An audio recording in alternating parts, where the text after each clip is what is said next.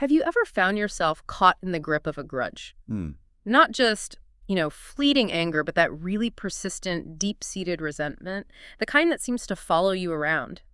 Yeah, long after the original thing has even passed. It's incredibly common, isn't it? But also profoundly impactful. Absolutely. And today, we're diving deep into this whole enigma of human grudges. It's more complex than people think, not just simple anger. Right. It's this intricate emotional state, cognitive too, with roots way down in our psychology, biology, even evolution. And how it shapes societies, across history and different cultures. We have to look at that too. So our mission today is to unravel all that, explore the origins, the impacts, and the surprising new angle involving artificial intelligence. AI, yeah. How is it helping us understand this stuff, maybe even mitigate some of the downsides? Exactly. We want to give you a shortcut, basically, to being really well informed about why we hold on to these feelings and maybe what we can do about them. And we're drawing on this really fascinating AI-driven scientific study. It pulls together all sorts of perspectives, scientific, humanistic, to get at the multidimensional science of it all. Okay, so let's dig in. Those deep roots first. Psychologically speaking, what are we actually talking about here? Not just being ticked off, right? No, definitely not. These are deeply ingrained reactions, usually to feeling like something was unfair or you were hurt, betrayed. Like a gut reaction to disloyalty. Yeah, often stemming right from the brain's automatic response to betrayal. And central to keeping a grudge going is this cognitive process. It's called rumination. Rumination. Okay, like chewing something over mentally. Exactly. Continuously replaying a hurtful event in your mind. Now, sometimes that's healthy. You process it. But it becomes a problem when replaying it makes you re-experience the hurt. Ah, so you're not just remembering, you're feeling it all over again. Right. And that aggravates it, extends the hurt. The key insight here is that a grudge isn't just a memory. It's like a self-perpetuating act of re-injury. Your own mind keeps the wound fresh. Wow. So you're essentially trapped, reliving the pain, giving the past power over your present. That sounds, well, like a really powerful trap. It absolutely is. And this constant replaying, it reinforces your identity as the wronged one. Right, like I'm the one who was treated unfairly. Yeah, and that identity can feel like an anchor, a sense of being right, maybe even strong. It's almost like you're craving the comfort or compassion that was missing back then. But it backfires. That's the paradox. This mental story you build actually blocks the very comfort and healing you want. It keeps you stuck. And then there's this other thing, attribution bias, where we blame people, not circumstances. Mm-hmm. We tend to blame negative events on someone's inherent traits. They're just a bad person instead of, considering the situation. Maybe they were having a terrible day. And that obviously fuels the grudge, makes it harder to forgive. Precisely. It ties into the just world idea, too, that people get what they deserve. So if something bad happened to you, it feels like the world should have been fair and wasn't. Which makes it harder to let go. Exactly. When that emotional processing isn't complete, you hold on to that wronged identity, and the grudge just solidifies.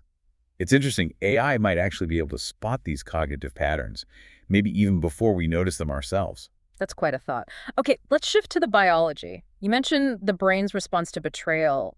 It's like physical pain. Strikingly similar, yeah. It activates the amygdala, that's the brain's threat detector. Okay. And that activation essentially imprints the betrayal memory with this intense emotional urgency. It flags it as important, dangerous even. And holding on to that leads to chronic stress. Very strongly associated, yes. Elevated levels of cortisol and adrenaline. Get this, research shows betrayal can spike cortisol 3 times higher than routine stress. 3 times? That's huge. It's a physiological response comparable to surviving a car crash. Wow. Okay, so the long-term effects of that kind of cortisol level must be pretty bad. Severe, yeah. Suppressed immune function, sleep disruption, problems with cognitive function, even accelerated cellular aging, high blood pressure, heart disease risk, anxiety, depression, substance use issues, GI problems. It's a long list. It sounds like your body's just stuck in fight or flight constantly, even years later. Just thinking about it is exhausting. It's a total body assault, absolutely. And what's really concerning is it's not just one way. There's a feedback loop. A biocognitive feedback loop. Yeah. Chronic anger actually weakens your prefrontal cortex. The part for problem solving and emotional control. Exactly. So that gets impaired, which makes you more likely to ruminate, which reinforces the grudge. See the cycles? Yeah, it just keeps feeding itself. But interestingly, there's hope there too. The dorsolateral prefrontal cortex, or DLPFC, a key part of that system involved in reframing narratives. Well, practicing reappraisal can actually increase gray matter there. So you can strengthen that part of the brain. Seems so. Even simple things like humming can stimulate the vagus nerve, which helps shift your nervous system out of that constant resentment mode. So our brains can be rewired, essentially. But it makes you wonder, if grudges are so damaging now, why did we evolve this capacity in the first place? That's the evolutionary angle. From that perspective, holding grudges actually served a vital purpose once. How so? Well, in ancestral environments, remembering who wronged you was crucial. It helped you avoid harm next time. Okay, like don't trust that person again. Exactly. Or maybe seek revenge, which could deter rivals, help you negotiate status in the group. It was about survival, maintaining social order in a very different, often dangerous world. But now, that ancient mechanism has become a burden. That's the paradox. What once helped us survive in small, tight-knit groups is often maladaptive in our huge, interconnected modern societies. It comes with massive psychological and physiological costs. And our brains don't really get the difference between past threat and present peace. Not effectively, no. The memory system can make us re-experience the emotional pain of an old wound as if it's happening right now. The mechanism sticks around, but the context changed, turning a survival tool into a source of chronic suffering. That's really fascinating. An AI model looking at historical context versus modern context could really pinpoint where that shift happened. Precisely. Identifying those specific social changes that turned this adaptive mechanism sour. Okay, let's widen the lens now. Grudges across time and cultures. Historically, how have these played out? Well, sometimes individual grudges just snowball into massive societal conflict. The Salem witch trials in 1692-93, that's a stark example. Right, fueled by personal vendettas, paranoia. Absolutely, and the consequences were devastating. 200 accused, 20 executed. It shows how personal resentments can poison a whole community. Ancient Greece seemed to grapple with this too, right? Vengeance and justice. Profoundly. You see different approaches. Homer's Odyssey kind of just you need to overpower the wrongdoer and then just forget. Move on to break the cycle. Just let it go. Whereas Aeschylus, in the Oresteia, proposes something different. A trial by jury, state justice, a kind of restorative justice, moving away from personal revenge. So a societal evolution in handling conflict. Exactly. You can see the thinking changing. AI could even analyze historical texts and records to model what conditions led to escalation versus resolution back then. And culturally, even if basic emotions like anger are universal, how we express them or why we forgive or don't forgive, that varies a lot. Hugely. Take honor cultures, say like Morocco or parts of India. There, a slight against one person can feel like an attack on the whole group's reputation. So social harmony becomes paramount. Yes, and forgiveness might be sought more for the group's sake, for altruistic reasons, to restore that balance. Versus dignity cultures like France, Canada, the northern U.S. Right. There, individual autonomy is key. So you might see more direct individual expressions of anger. People feel more entitled to assert their personal boundaries. So culture gives us these different scripts for handling emotions. Exactly. And they profoundly shape how grudges play out.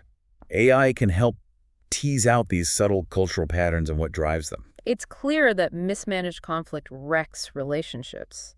But you're saying effective resolution actually builds trust. It does. And we even see things like grudge spending, where collective resentment impacts economic choices.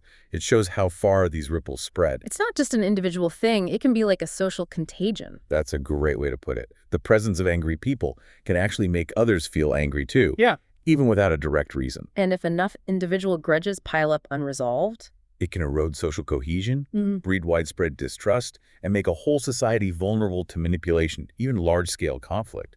AI modeling could potentially track these cascading effects, maybe even predict how individual feelings might aggregate into societal trends. Thinking about how deep this runs, evolutionarily even, it raises philosophical questions, doesn't it? Is conflict just part of human nature? Philosophers have debated that for ages. You have figures like Aristotle or Heraclitus, War's a father of all things, suggesting conflict is inherent. Versus someone like Plato, who saw it as a deviation from an ideal state. Exactly. And then you have things like natural law theory, aiming for integral human fulfillment, which includes friendship, sociability. So there's this tension. Grudges might be natural from an evolutionary standpoint. But our ethical ideals push towards cooperation and peace. How do I reconcile that? That's a core challenge. AI could help explore this by simulating different behavioral models, testing the outcomes of various emotional strategies on society. What about righteous rage? Is resentment ever justified? Well, some philosophers thought so. Mm. Joseph Butler saw resentment as upholding moral principles, deterring bad behavior. Okay. Justin Oakley had a more nuanced take. Maybe it's okay if it improves someone, warns them off bad influences, but not if it's just envy. But others disagreed strongly. Oh yeah, Nietzsche saw resentment as poisonous, the weak trying to drag down the strong. And the ancient Stoics, or someone like Sunadeva, basically argued anger is always wrong. It's painful and ultimately futile. So where does modern thinking land? Modern moral psychology often defines justified anger as a response to a genuine unmet need for fair acknowledgement. It's different from anger that comes from feeling superior or just being spiteful. So resentment has this dual nature, moral compass or moral corruptor. Depending entirely on the motivation and the results. And tell you the difference. That's ethically complex, even for sophisticated AI. Which brings us to the big one, holding grudges versus forgiveness. We know forgiveness is good for us. Undeniably. Intentionally releasing resentment brings huge mental and physical health benefits, better relationships, less stress. And crucially, forgiveness isn't about condoning or forgetting. Or even reconciling with person. No, it's about freeing yourself. And the flip side, holding on. Unequivocally detrimental. Chronic stress, anxiety, depression, physical illness. It traps you in the past. You're essentially letting the person who harmed you control your present. That highlights this core paradox, doesn't it? Forgiveness is clearly better for you, but sometimes resentment feels necessary, morally right. Especially if the wrongdoer shows no remorse, or the act feels truly unforgivable. This is where that concept of moral injury comes in a deep wound because your sense of right and wrong was violated. So your personal well-being clashes with what feels like a moral duty to stay angry, to uphold justice somehow. Exactly. And this is where AI could be really interesting. By simulating the long-term outcomes of both holding justified grudges and forgiving across different scenarios, it might help us develop better ways to navigate these incredibly difficult ethical trade-offs. Okay, let's talk more about how AI can actually help here. Emotion AI, effective computing. How does it work? How does it recognize emotions? It uses multimodal data. Think of it like a super observer. It analyzes subtle facial expressions, even micro expressions we'd miss. Tiny, fleeting expressions. Yeah. It also analyzes vocal tone, pitch, speed, volume. It uses natural language processing, NLP, to assess sentiment in text. How computers understand language. Right. And it can even integrate physiological signals, like heart rate variability or skin temperature. It provides objective, real-time data, potentially cutting through our own biases. It might spot chronic rumination patterns or stress signals before we're even fully aware of them. That's incredible. And it can model behavior, too. Simulate what-ifs. Yes, using AI agents. These generative agents, often built from large language models and trained on things like interview transcripts, can replicate human responses with pretty high fidelity, sometimes up to 85% accuracy. So AI becomes like a social laboratory. Exactly. We can simulate how betrayal might spread in a community, or how different cultural norms affect conflict, or how well certain resolution strategies work. It helps us move beyond just seeing correlations to identifying actual causal links. Which brings us to causal AI. Getting at the why behind the grudge ecosystem. Like, does rumination cause the stress response? Precisely. Moving beyond just association. And alongside that, explainable AI, XAI, is vital. Making the AI's reasoning understandable. Yes. Especially with something as sensitive as emotions, we need to trust the AI. If it suggests a way to resolve a grudge, we need to understand why. It's an ethical necessity for true human-AI collaboration, not just blind reliance. And all these pieces, the psychology, biology, AI analysis, come together in this conceptual model, the grudge ecosystem schematic. Right. It's an AI-generated visual that synthesizes everything. It shows the interplay of all these factors, psychological, biological, interpersonal, societal, and clearly highlights AI's role within that system. So it maps out the core grudge cycle. Perceived wrong, reaction, rumination. Attribution bias. Yeah. Settling to that wronged identity. Then it traces the impacts, individual ones like stress and health decline, interpersonal ones like strained relationships. And scaling up to societal impacts, community conflict, lost trust, even manipulation by leaders. It also includes the evolutionary context we talked about. Crucially, it explicitly shows AI's analytical tools, emotion quantification, modeling causal inference, XAI, and identifies potential intervention points where we could break the cycle. So it makes this incredibly complex web of factors more understandable, actionable. That's the goal. Managing the complexity, providing a holistic view that can inform everything from individual choices to policy ideas. Let's really hammer home the individual costs again, mentally. Stress, anxiety, depression, lower life satisfaction, weaker brain function in key areas. Physiologically. Yeah. The cortisol, the weakened immune system, sleep problems, heart issues, pain disorders, relationally, pulling away from people, poor communication, isolation. And you mentioned this paradox earlier, feeling in control versus actually being disempowered. Can you unpack that again? Yeah, it's really important. Holding a grudge feels like strength, like you're maintaining control, holding onto your rightness. That wronged identity again. Exactly, but it's an illusion. In reality, you're letting the past event and the other person dictate your current thoughts, feelings, motivations, behaviors. You're trapped by it. So the struggle isn't really with the other person anymore. It's a struggle with yourself. You're ceding your power. AI could potentially help here by analyzing thought patterns and offering objective feedback, helping someone see that disempowerment without judgment. And zooming out again, when these individual struggles multiply, they fuel bigger societal problems. Significant ones. Social unrest, intergroup aggression. Sometimes even this horrifying desire to eliminate other cultures, rooted in perceived threats to group identity. It makes societies vulnerable. Leaders can exploit these collective grudges. Definitely. Manipulating anger and division for political gain. It's a pattern throughout history, right up to today. Yeah. You get this tribal manifestation of grudges. Us versus them. Yeah. Yeah. And that can lead to dehumanizing the other, making aggression or even violence seem justified as collective revenge. It's a total perversion of that original adaptive function. So who really benefits? And who are the victims? The benefit for the individual holding the grudge is often illusory, maybe a temporary feeling of righteousness.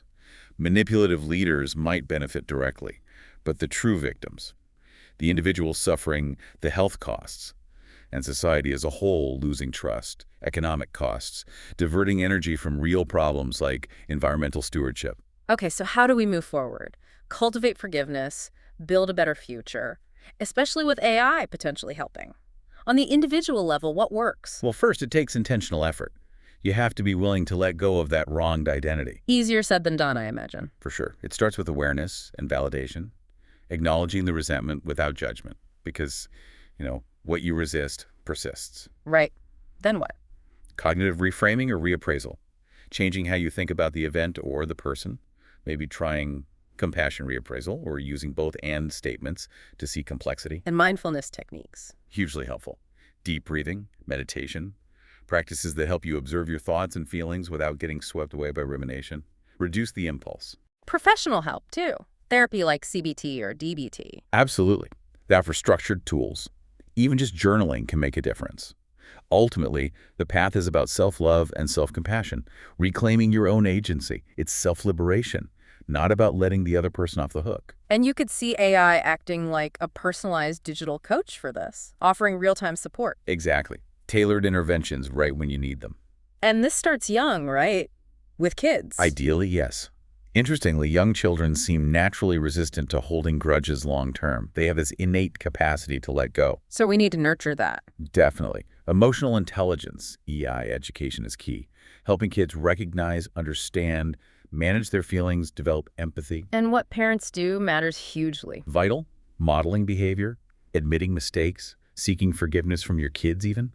Teaching the language of forgiveness, setting healthy boundaries. It's about breaking those intergenerational cycles of resentment. Precisely.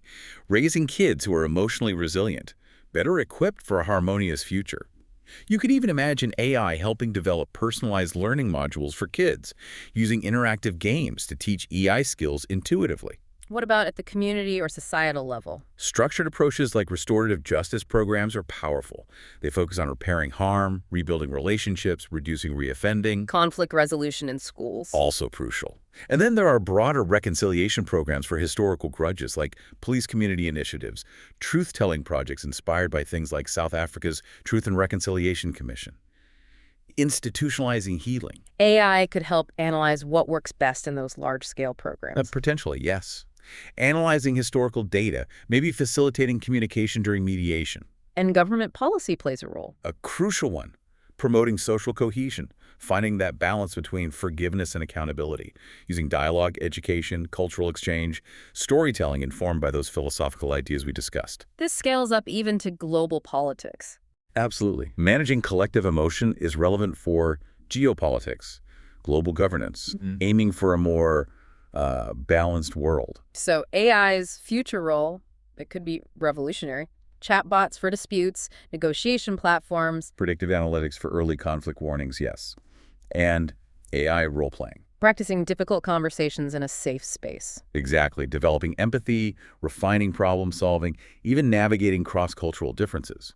The potential is there to shift conflict management from just reacting to problems to proactively cultivating harmony. Actively shaping our emotional landscapes towards peace. Contributing to those resilient individuals and that more balanced global society we talked about. So let's recap. This deep dive into the science of grudges shows they're much more than personal feelings. They have profound negative impacts, individually and collectively, often getting in the way of global harmony. But the potential of AI here is, well, immense. As a super observer, a social laboratory, it offers tools we've never had before to understand and maybe even mitigate these deep-seated patterns. It's augmenting our own understanding and empathy. Not replacing it, but enhancing it, giving us unprecedented clarity. So here's a final thought to leave you with. Maybe the ultimate human smarts isn't about clinging to these grudges patterns that maybe helped us survive way back when, but now just cause suffering. Maybe the true intelligence lies in our ability, perhaps augmented by tools like AI, to consciously choose self-liberation, to cultivate empathy, to actually rewire these ancient responses so they fit our modern world. Redirecting that energy. Exactly. Redirecting our collective energy towards shared well-being, taking care of our planet, and building a truly balanced, interconnected world. This is DigitView.